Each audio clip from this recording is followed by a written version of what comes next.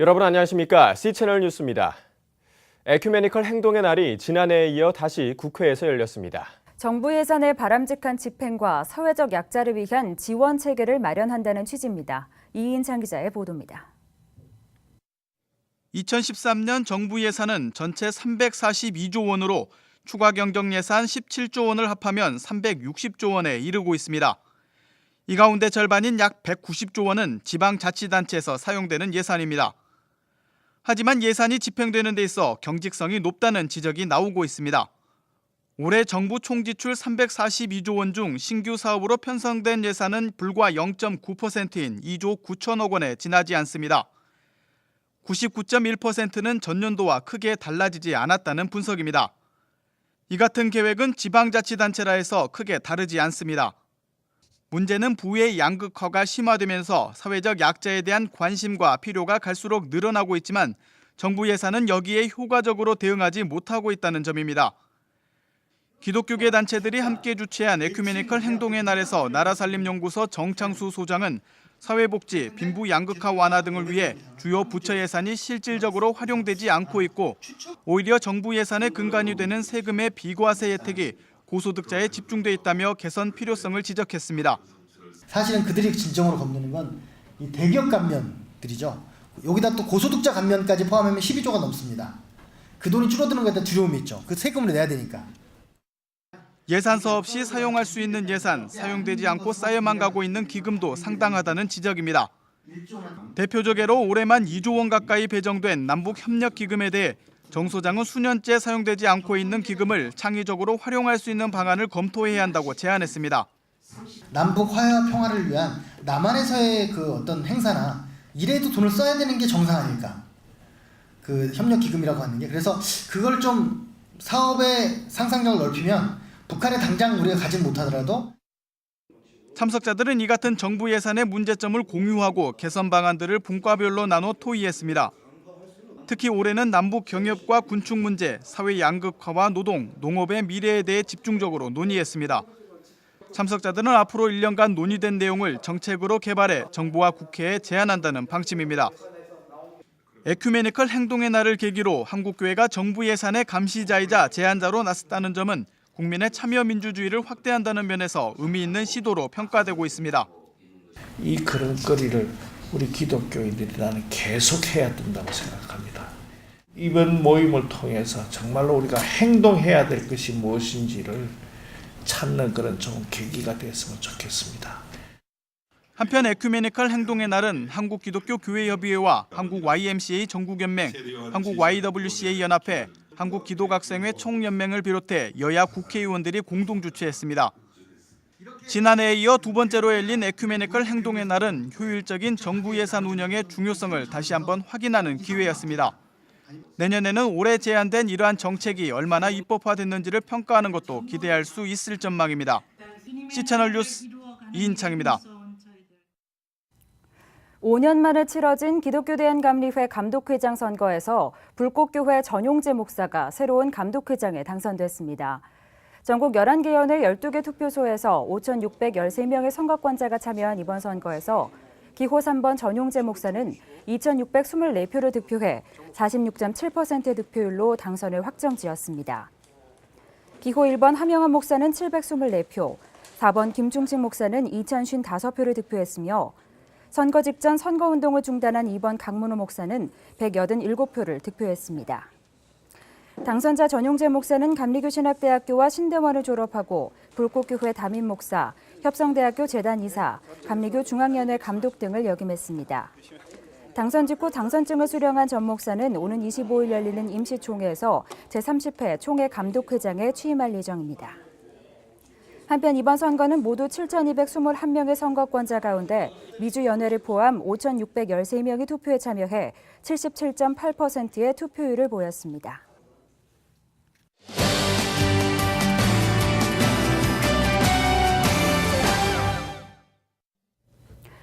오늘 수요일에는 한국교회 최대 교단인 장로교단이 연합해 개최하는 장로교회 날 행사가 열릴 예정입니다. 그렇습니다. 특히 장로교단은 한 교단 다체제를 위한 노력을 기울이고 있는데요. 오늘은 장로교회 날 행사를 준비하고 있는 한국장로교 총연합회 권태진 대표회장을 스튜디오에 모셨습니다. 안녕하십니까? 안녕하십니까? 많은 분들이 알고 계시겠지만 먼저 한국장로교 총연합회에 대해서 소개를 부탁드리겠습니다. 한국장로교회는 1885년도 언더우드 선교사님이 들어오시고 또 계속해서 교회가 성장하면서 1912년에 장로교회가 이제 설립이 됐습니다. 그래서 올해 101살이 됐습니다. 그래서 그때의 그 아름다움을 다시 재현하고 하나 되는 운동을 시작하는 그런 좋은 행사입니다. 이 한장총이 장로교회 날을 개최한 지 벌써 5년째에 접어들고 있다고 들었는데요. 특히 올해는 나눔과 섬김이 주제라고 합니다. 어떤 취지에서 이런 주제를 정하게 되셨나요? 원래 대수가 바르게 되면 사회가 바르게 되는데 장로교회가 우리 한국교회 70%를 차지하고 또 3만 7천 교회 정도 됩니다. 이 교회가 먼저 나누고 섬기고 또 나눔과 섬김은 우리 한국 초대교회가 해왔었어요. 병원을 세우고 학교를 세우고 구제하고 고아원하고 여러 가지 해왔거든요. 그때 그 정신을 다시 한번 우리 장로교회가 회복을 해보자 라고 하는 뜻에서 나눔과 섬김을 주제를 잡았습니다. 네, 또 구체적으로 올해 대회가 어떻게 준비가 되고 있는지 궁금하고요. 특히 장로교회 비전 선언문을 발표하실 예정이라고 들었습니다. 어떤 내용이 담길 예정인가요? 이 장로교회가 앞으로 나가는 가정 속에는 하나이 되어야 된다. 발전하는 가정 속에서 너무 분열이 많았어요. 분열을 해결하고 다시 이 하나님, 한 주님, 한 성령님을 모신 교회가 하나가 되자. 그리고 한 교단 다체제를 통해서 서로 간에 체제를 인정을 하고 한 지붕 밑에서 정말 국가를 또 사회를 아름답게 만들어 보자. 그리고 하나님께서 이 땅에 그리스도를 보내시고 또 그리스도는 자기 몸을 깨뜨려 교회를 세우신 그 정신을 다시 한번 개성하자고 하는 의미에서 이것을 계속해서 잘 진행을 하고 있습니다. 네, 그렇다면 구체적으로 이 행사는 어떻게 진행되게 됩니까? 그 1부, 2부, 3부, 4부로 나누어서 처음과 이제 마지막이 있는데 뭐 이 행사에서는 설교 예배가 있고 성찬식이 있고 또 섬김과 나눔에 대한 게 있습니다. 그리고 그 섬김과 나눔에는 소외된 분들을 청하여 또 물질도 나누고 또 사랑도 나누고 위로하고 하는 그런 것이 거기에 있습니다. 그리고 거기에 나오는 또 경제적인 것이 있는 걸 가지고 소외된 이웃을 돌아보는 그런 프로그램도 그 속에 들어 있습니다. 네, 이 한장총이 추진하고 있는 한교단 다체제에 대한 관심이 굉장히 높다고 들었는데요. 이 여러 해 동안 진행해오고 있는 핵심적인 사역인데 조금 자세히 설명해 주시겠습니까? 그 한교단 다체제는 뭐 완전히 흩어진 것을 다시 이루하는 게 아니고 옛날로 돌아가자. 옛날엔 하나였거든요. 네. 하나였는데 고만기 일제 시대를 거치고 6.25 후에 막 여러 가지 문제들이 생겨나면서 장로교회가 정말 회개할 만큼 분열이 됐어요. 그러니까 이것을 보다 못해서 어르신들이 이제는 우리도 하나 돼야 된다. 그게 성경의 원리이기 때문에 그렇게 해서 이제 그 한 교단 다체제 그러면 각 교단의 그 체제를 인정을 하고 또 한 지도자를 내 가지고 지붕을 씌워서 우리도 한 지도자를 내고 한번 단합된 장로교회 과거에 처음 시작하는 첫사랑을 한번 회복해보자라고 하는 운동이기 때문에 뭐 한교단 다체제 그렇게 새로운 거 아닙니다. 처음 사랑을 회복하는 정신이 그 정신이다. 그렇게 우리가 이해하고 있습니다. 네. 그리고 또 이를 위해서 이제 지난번에 100년 때 또 선언을 하고 지금 그 헌법이 각 교단에 내려갔습니다. 그러면 각 교단에서는 이번 총회를 통해서 그걸 검토를 하고 또 계획을 해서 하나가 되리라 그렇게 생각을 하고 기도하고 있습니다. 네. 이 밖에도 한장총이 추진하고 있는 의미 있는 사업들이 많다고 들었는데요. 좀 간략하게 소개해 주시겠습니까? 뭐 한장총이 하고 있는 사업, 잉태한 사업도 있고 또 출생한 사업도 있어요. 잉태한 사업은 자살 방지도 해야 되겠고 인간성 회복도 해야 되겠고 또 지금 현재가 혼돈기입니다. 사실 기준이 없이 왔다 갔다 하기 때문에 기준도 잡아야 되겠고 교계가 하나 되지 못했거든요. 이 문제. 그리고 또 하나 하는 것은 이제 신학생들을 모아서 찬양제를 하고 얼마 전에는 또 교회 포럼도 복지 포럼도 한 일도 있고 여러 가지 계획을 가지고 지금 힘차게 나아가고 있습니다. 그리고 서울시하고에도 녹색 또 새마을 뭐 이런 문제를 통해서 정부하고 또 사회하고 함께 인간성 회복과 함께 자연 보호, 또 원전에 대한 국민들이 많이 염려를 하고 있잖아요. 그것도 교회가 어떻게 전기를 좀 작게 쓰게 아껴서 원전을 줄여볼까 하는 그런 계획도 좀 가지고 있습니다. 네. 그 수요일 저녁 7시 올림픽공원 올림픽홀에서 이 대회가 개최될 예정이라고 들었는데요. 이 끝으로 이 참여를 좀 독려하시면서 한 말씀 부탁드립니다. 이 날은 참 좋은 날입니다. 그동안 성도들도 목사님들도 만날 기회가 별로 없잖아요.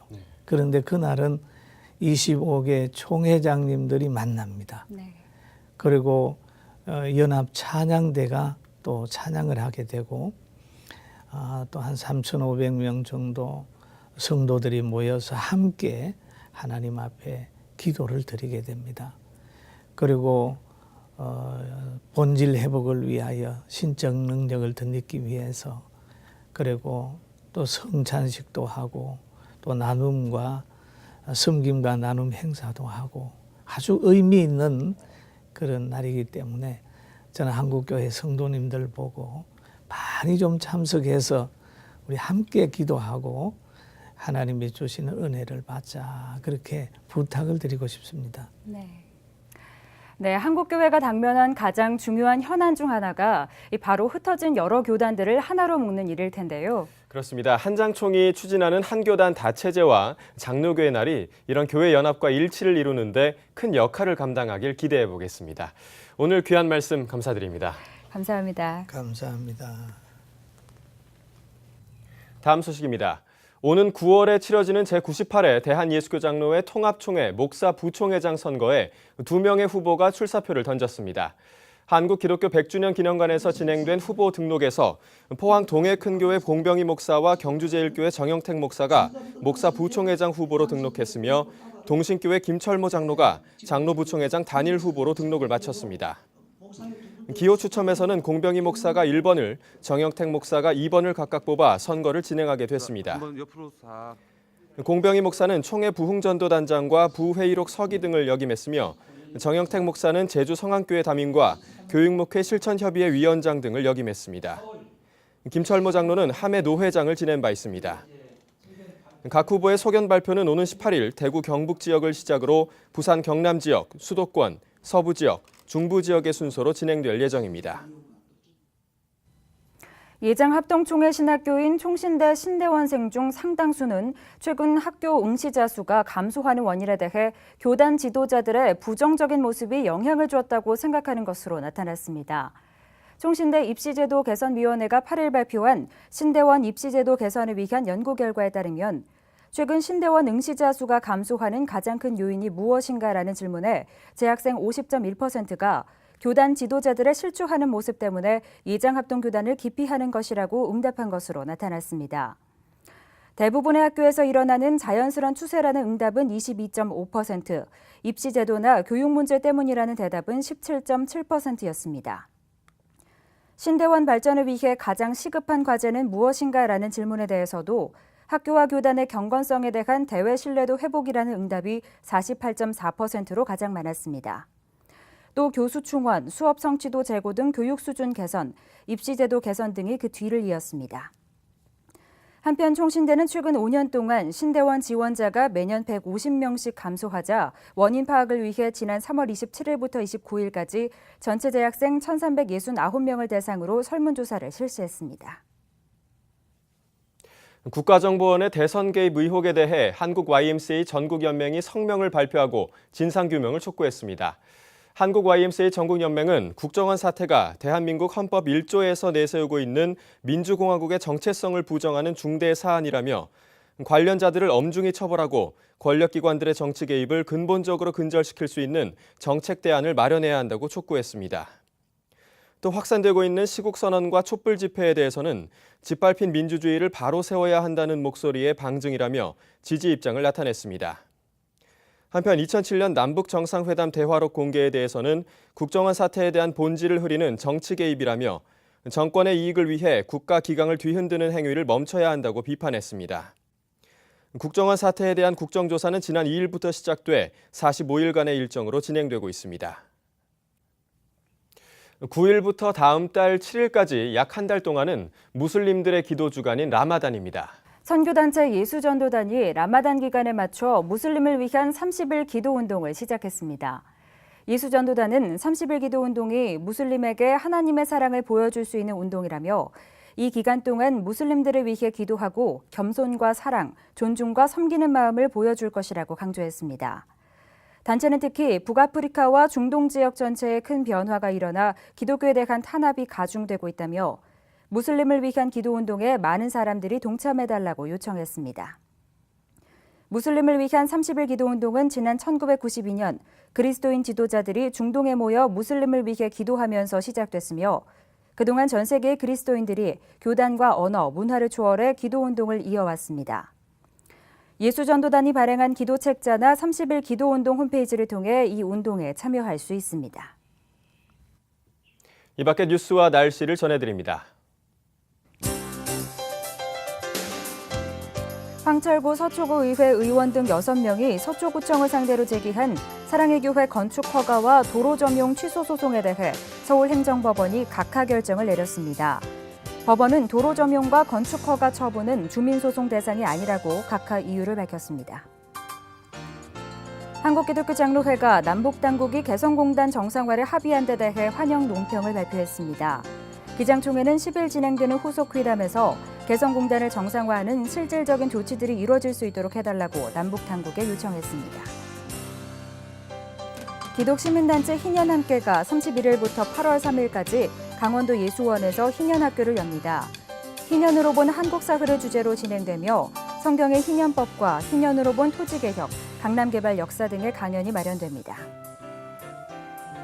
한국기독교학교 정상화 추진위원회와 기독교학교교육연구소가 종교학으로의 종교교과 개정 이대로 좋은가라는 세미나를 개최합니다.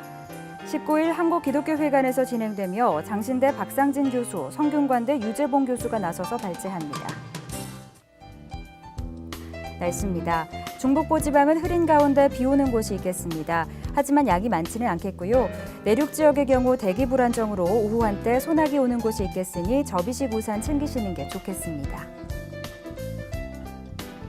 아침 기온은 서울, 대전, 부산이 24도를 기록하겠습니다. 낮 최고 기온은 서울 29도, 대구는 35도까지 오르겠습니다. 바다의 물결은 전해상에서 0.5에서 2.5m로 일겠습니다. 주간 날씨입니다. 장마 전선은 목요일에 다시 남하하겠습니다. 주 후반까지는 중부지방에 주말 내내 전국에 비를 뿌리겠고 비는 다음 주 초까지 이어지겠습니다. 뉴스를 마칩니다. 시청해주신 여러분 고맙습니다.